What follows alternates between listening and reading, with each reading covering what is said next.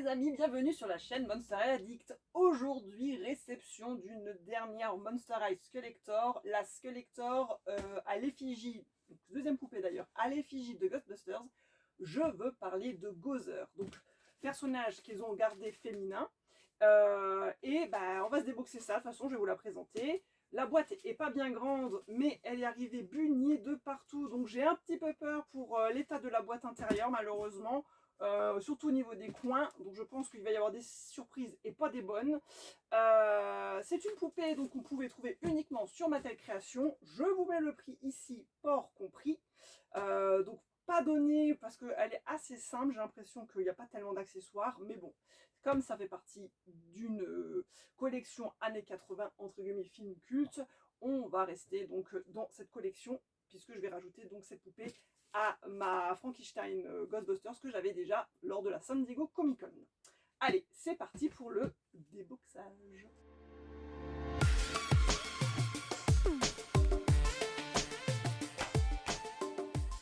Alors, comme je vous disais, il y a de la bugne ici, il y a de l'écrasage devant.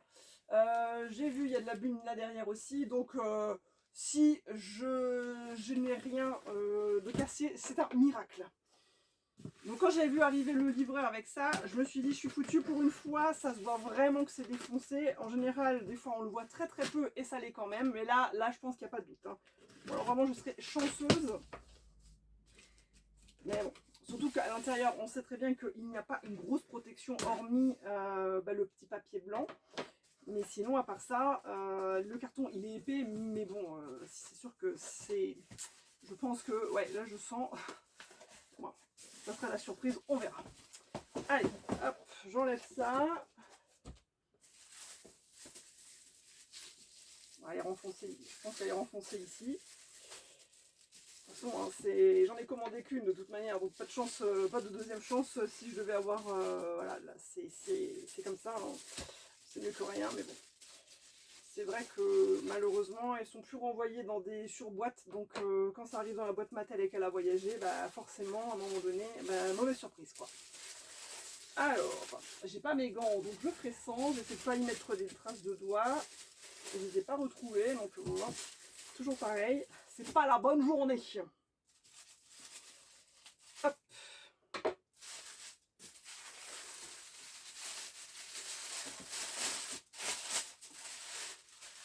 Ouais, c'est ce que je disais. Elle a pris un coup, hein, et un gros en plus. Bref. Sur toutes les poupées que j'ai, bah voilà, celle-là, c'était inévitable. Bon, à la limite, ça aurait été un petit coin, c'était pas grave. Mais là, voilà, je vais vous le montrer. Hein, une belle bune là-haut. Voilà, vous voyez ici, le papier bien écrasé. Alors, ça aurait pu être pire, il faut toujours rester positif. Mais bon, vous voyez, celle-là, elle a pris un jeton. Elle a aussi pris un jeton, forcément, comme je vous disais, dans un des coins. Voilà, ça c'était inévitable, vu le nom qu'il y avait.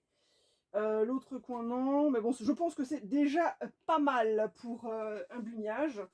Alors, dans le malheur, j'ai envie de dire, j'ai un peu de la chance dans le sens où c'est un slide. Mais je crois que même là, au-dessus, ouais, la façon, hein, inévitable. Forcément, c'est un slide, mais l'autre, elle a pris derrière aussi. Bref, bon, je vous montre déjà la boîte de devant. Donc on voit le personnage en surbrillance comme d'habitude sur la boîte. Donc Gozer, Ghostbuster au-dessus. Bon, Gozer n'est pas marqué. C'est même pas noté. Là c'est marqué Ghostbusters, toujours la licence. Au-dessus Monster High Skeletor.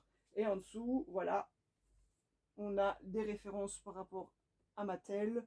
Des références par rapport, je pense, au film. Donc on aura peut-être des éléments intérieurs.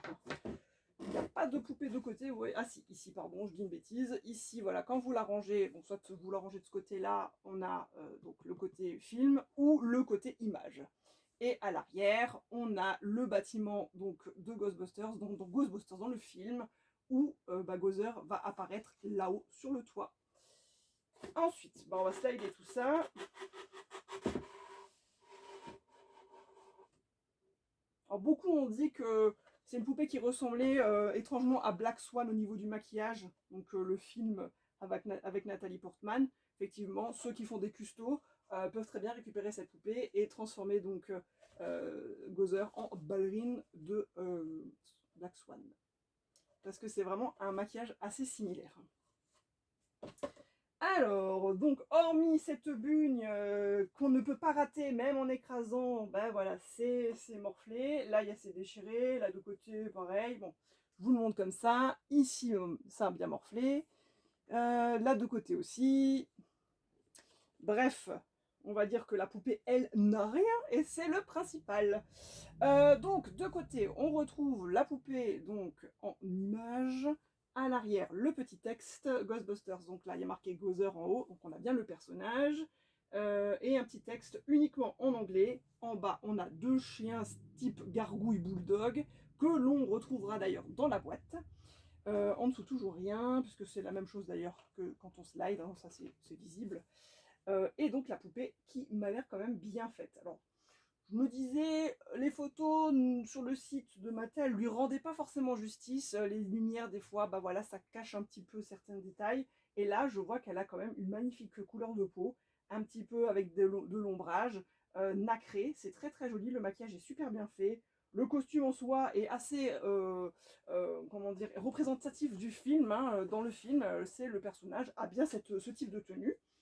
Donc c'est une boîte assez minimaliste avec un décor à l'arrière, hein, vous voyez, de l'immeuble, de la hauteur de l'immeuble. On y retrouve la poupée, toute en combinaison blanche avec des espèces de bulles, toile d'araignée bulles, en plastique, hein, tout ça c'est en plastique. Vous voyez, bon, je vous ferai la vidéo à la fin comme d'habitude avec les détails. Du bout de ses doigts, on a des éclairs violets, donc des rajouts. Donc si vous déboxez, vous pouvez les enlever. Et bien sûr, là, c'est deux espèces de gargouilles qui ressemblent d'ailleurs, étrangement, à l'animal de compagnie de Claude Wolf. Petite comparaison à faire. Si vous avez la poupée Claude Wolf avec son animal de compagnie, je crois qu'il y a une ressemblance un petit peu. Bon, c'est pas les mêmes moules, mais c'est un peu similaire. Donc on a deux petits bulldogs, là, comme ça, en espèce de gargouille, avec des poses différentes. Il y a un petit rappel Ghostbusters au niveau des talons. Donc les talons, il y a un talon qui représente le petit bonhomme là, Michelin. Je l'appelle le petit bonhomme Michelin. Non, c'est, je sais plus comment il s'appelle dans le premier film, ce bonhomme gonflable là. Et puis de l'autre côté, je ne sais plus ce que c'est, on ne le voit pas très bien. J'ai un doute. Je sais plus, je l'avais vu sur une image, mais là comme ça de côté, on ne le voit pas. C'est pas très représentatif, je sais pas ce que ça représente. Aucune idée. Et puis comme je ne peux pas déboxer, je ne pourrais pas vous dire ce que c'est exactement la forme du deuxième talon. Mais de toute façon, c'est un rappel par rapport au film. Maquillage, donc voilà, le maquillage, comme je vous dis, il est très très bien fait. Je vais essayer de me mettre de ce côté-là pour éviter d'avoir le cercle. Essayer de vous montrer ça proprement. C'est un maquillage nacré avec des effets sur les joues. Il y a même rouge à lèvres, alors, tout est dans des tons rouge-brun. C'est dommage parce que sur la vidéo, on ne le voit pas trop, mais c'est vraiment une peau un petit peu nacrée. Je ne sais pas si ça se voit comme ça, mais non, je pense pas. Mais en tout cas, avec la lumière, devant mon nez, c'est irisé, voilà. Mais sinon, au niveau des détails, il n'y a pas énormément d'accessoires. Hein. Je vous dis, à part le stand, deux gargouilles, voilà, les bijoux, il n'y en a pas de boucle d'oreille, pas de collier, hormis cette espèce de chose qui fait le tour de la combinaison. Mais c'est tout. Il n'y a rien d'autre. C'est très simple. La coiffure, type coiffure de Madame sans tête, donc cheveux courts, tout est plaqué. Il n'y a pas de folie, hein, mais c'est très bien fait. Par contre, c'est propre. Voilà. C'est bien collé, on va dire, avec leur col spécial cheveux.